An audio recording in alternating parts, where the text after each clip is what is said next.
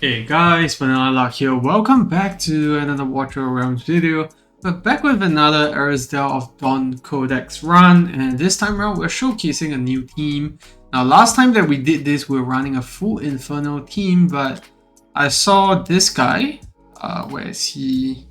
Arturos. He ran a Nightmare team. And before that, he was actually the second or third score. And then we had MOBA with the top score, and then Titus with second, I think. And right after he ran that team, I ran this, and then all the Nightmare teams started popping out. And then now we even have the Ingrid Watcher teams. Now, it is no surprise because the way that single target content has always been is that this Kigiri and Wukong pairing always works very well, and Ingrid is also a very solid damage dealer on her own, and if you pair all four of these units together, they actually get the Watcher's bonus quite well, and that just, makes the team even stronger in the long run. Now, the other thing that works really well is Demi. So, in my run, you can see that Demi is doing a decent chunk of damage. Compared to Arturos' original run, Demi was not doing as well, and he wasn't using Kigiri as well, but it was the A5 Azeroth that was carrying big time. If we take a look at this run, then you can see A5 Azeroth does indeed do quite a bit of damage. So in my own run, my Kigiri is A4, not A5, so the damage is significantly lower, but everything else is not too far off. So it's pretty much the same principle. This time around, we're using Demi, who can actually do damage, so she can actually help to, break down the bosses in terms of using the anti-heal to stop them from regenerating. And how that works, we'll go into details much later on, but just know that you still need anti-heal. Magda is a very good unit here because with the penetration and damage increase, you can give it to all these melee units around him. And if let's say you were to use Ingrid, you can actually face Magda to the sides as well to point towards Ingrid, and that will still give her that penetration and damage increase. The Somi is here for the Dispel, very constant Dispel, and then Erlis is just going to give much higher rich regen than the other units. Now, that's enough of talking about the comms. Now let's actually head in, and the beauty of the new plans is that you can see, I can right now see what equipment I have on. If I just go over to this, I do a switch, I can actually import all these units with the gear that we were seeing earlier on. But sadly, the faction is off, so we got to do a bit of switch here. I'm using Raiga instead because Raiga seems to have given me much better results as compared to Ingrid. But yeah, let's get in and I'll show you guys how the team goes. So you saw in my screenshot that Wukong did the most damage. So first thing we're gonna do is put Wukong down, followed by Erlis, Kigiri on the side, then the Somi, and then you can put the rest of the units down. We can do Magda facing to the back so that it buffs Demi. And then we'll do Azeroth in the center. And from here on, you can just switch off the auto ultimates for Kigiri and Demi, and then go to town with the rest of the things. And pretty much just let them run on auto. And we can pop the Demi ultimate here manually. And then the Kigiri ultimate is going to go like this. We're going to wait for the Feather Storm to almost hit. Right as the word Feather Storm is hit on the loading bar. And there you go, you get the instant parry. And there is some RNG, but with that timing, you should be able to get the rage back by the next Feather Storm. And that's how each of these runs will go for the first phase of the boss. There we go. So when you start off with about 80% rage, that's a good sign. And now we get the other parry. Another ultimate. And yeah, she splits up. And this is where your damage starts to matter. So how the anti-heal works is that whatever damage you start doing once they split up, it gets inflicted on them with the anti-heal. So if you do more damage than their base HP when they split up, the damage that you have done so far accumulative will actually be inflicted on them, putting them to 0 HP. it's not because they don't heal up at all, it's just inflicting whatever damage you've done so far to them. So just bear that in mind in case you go to the later runs and you realize, hey, why is my anti-heal not killing these units instantly anymore? It's because you're not doing enough damage. So there's still some damage check in place, but of course all this will be gone when this codex runs again because the devs are already aware of the bug and they said that they can fix it. Now, for the second phase, when they split up, how we will do these runs is that we will time it for Blazing Flare to do the parry. There you go. And everything else can be auto because you don't really need to time it. And this is where Magda and Azeroth is really good because instead of doing damage to one target, they now do it to both targets at any point in time. And I think not much other units would do this. They're just very strong AoE units, and bear in mind that Azeroth is also benefiting from eating Wukong's clones, giving the cultist faction just a crap ton of damage. And now we get another Blazing Flare. We're gonna pop the Demi ultimate, and then we're gonna do the Kigiri ultimate, and that's just gonna parry in nicely. You can see they just start off with 0% immediately. I don't think we have a very solid run here because we normally get to about 240 on good RNG.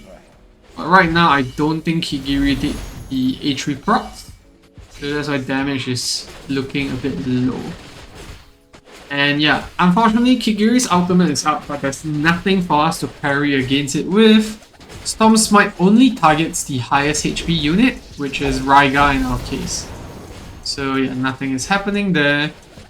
And then now we just have to wait for Feather Storm again. So right as the word reaches, and we do that. And now we just wait.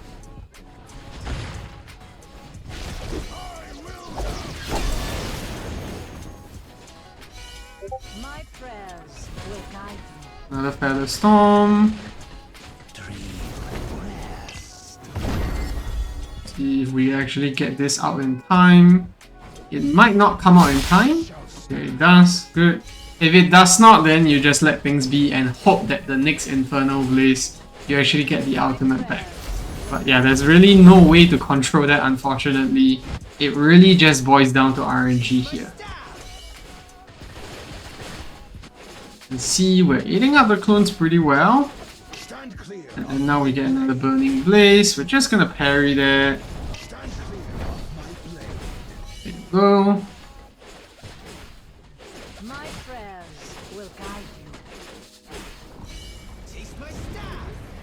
Wukong ultimate sometimes targets the left clone, sometimes the right. That's just the same RNG that we're seeing with the Infernal team as well. And now we just wait for the next big hit to actually parry it. That's gonna be the Infernal Blaze.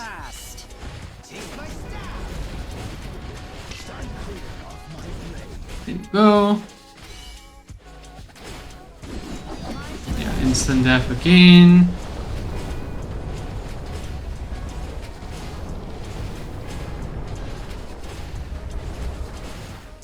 Slightly more damage than the first rotation. I don't know what's going on there.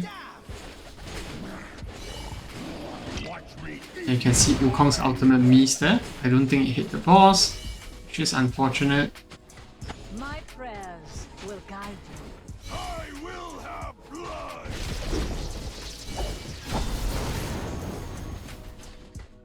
Taste my staff. I'll wait for the Feather Storm. Parry in a bit.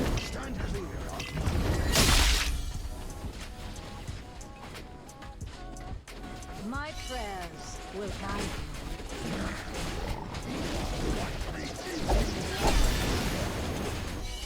Taste my staff. It looks like our ultimate will not be back in time, unfortunately. Yep, it's not gonna be back in time. Unfortunately, that part is gonna miss. Now we just gotta see if it comes back for the next Infernal Blaze by any chance. I don't think it's gonna come back in time again, sadly. And yeah, that's gonna be a couple of missed ultimates. Just gonna let it be. Because it's better to time it for the next Infernal Blaze than to just do a half-ass one here.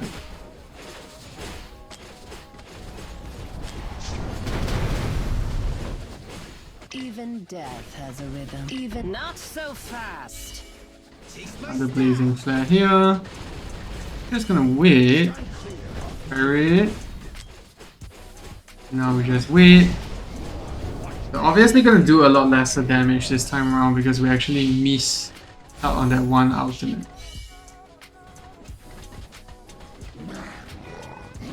watch me eat you alive. My prayers will At guide the storm, let's hope the ultimate comes out in time this time. Stand clear. dream. Rest. Taste my staff. No, unfortunately it doesn't look like it's gonna come out in time. My blade. Okay, this one managed to hit. Stand clear of my blade. And I'm just gonna switch off auto ultimates here because Wukong is gonna miss the ultimate again. We allowed him to cast it.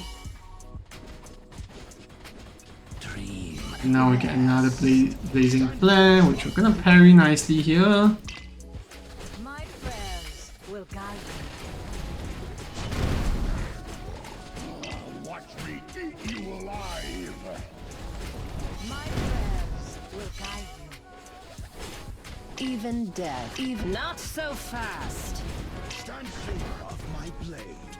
Go. My prayers will Yeah, gonna instantly clear that once more. And this is where you see damage starting to drop per run, because the clones are just getting stronger bit by bit each wave. will guide you. And eventually you'll get to the point where there isn't enough damage, and there's really nothing much you can do about it. This is just the limitation of the heroes we have at the moment. They're just simply not gonna do enough damage compared to what we have. My prayers will guide you. Taste my staff. Just hoping we actually get enough damage, sorry, enough reach. Doesn't look like it'll be enough, but let's see. Will guide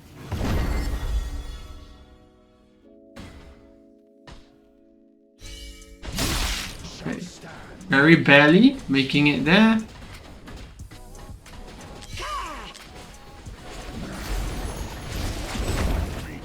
Now we just wait for the next set of ultimates. Rest. Burning Blaze again.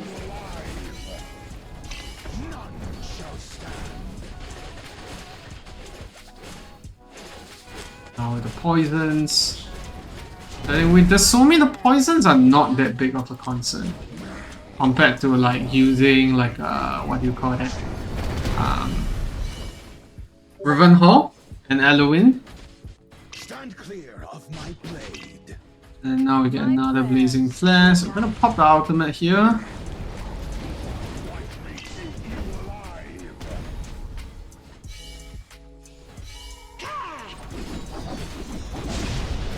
Taste my staff.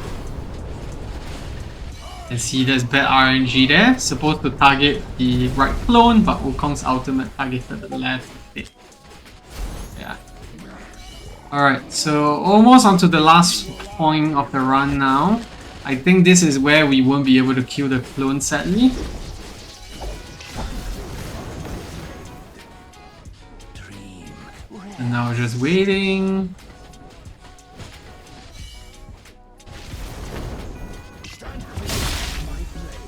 And go ahead to pop Dami's ultimate. My prayers will guide you. See if we actually get the ultimate back up in time. I don't think this one will hit in time, sadly, but yeah. Let's just skip the ultimate, My because prayers. he's gonna go into Lingering Shade soon. Dream.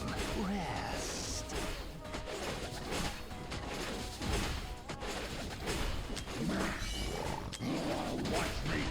The Blazing Flare. Stand clear of my blade.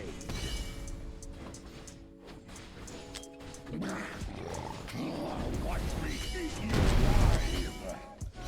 And And this is where the damage starts to count, because I think this is where we won't be able to actually kill off the boss. You can see we're almost tapped out in terms of damage. It is almost at the score that you guys were seeing earlier. So let's see what we can do. Get another blazing flare here.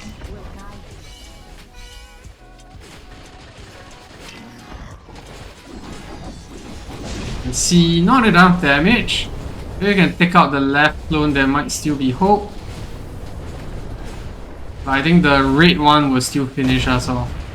Okay, managed to actually survive that somehow. So monkey business does play a part there. I think that's how we actually survived that move.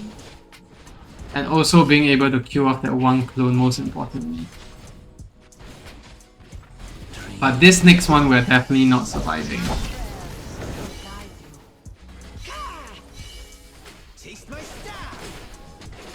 Okay, another Feather Storm. We're gonna parry Kigiri. I believe this Feather Storm will start to hurt quite a bit.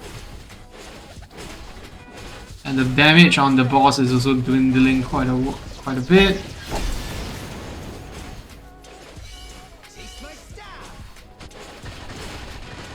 We might have enough reach for another parry here.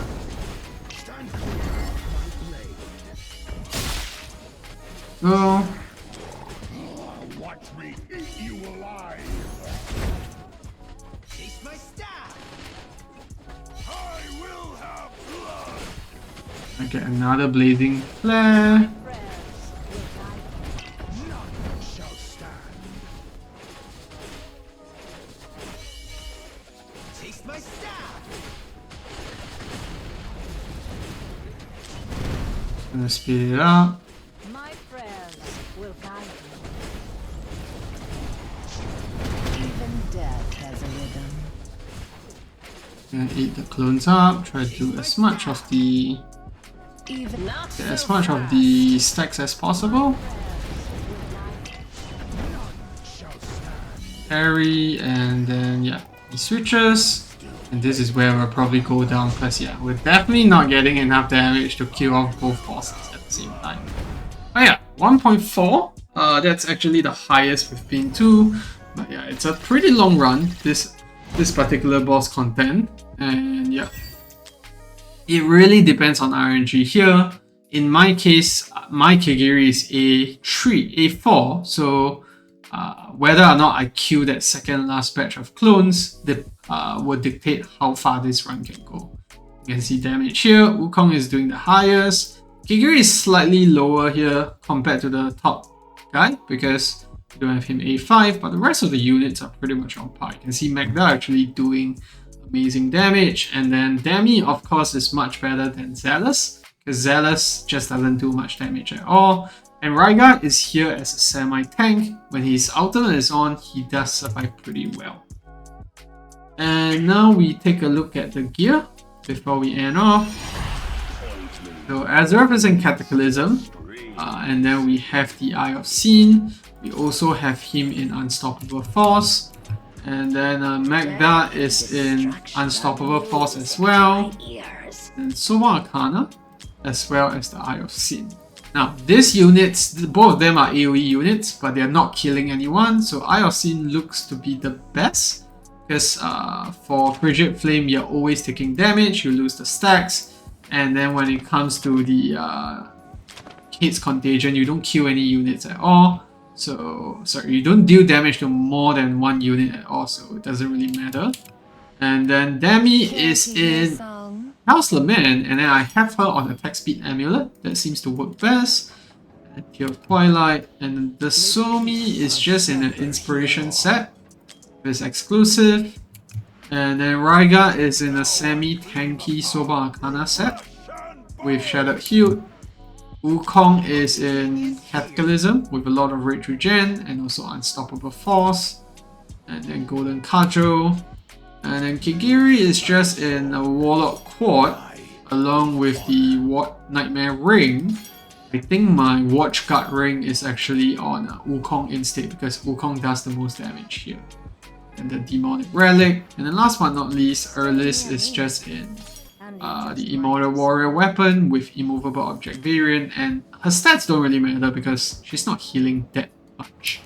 So yeah, that's gonna be it for the video. Pretty long one, but showing you guys how each of the runs go and how do you change things up if, let's say, you miss some of the skill hits. Now obviously this is a very long codex, so every time you do reruns, it's gonna take a while. So if you have the first few ways fixed, even though the last few ways are not done yet, you can just overwrite your saves so that you can go in and let the first bits autoplay. So yeah, that's gonna be it for the video. Let me know in the comment section if you have any questions, and if you enjoyed it, feel free to leave a like or subscribe, and I'll see you in the next one. Goodbye.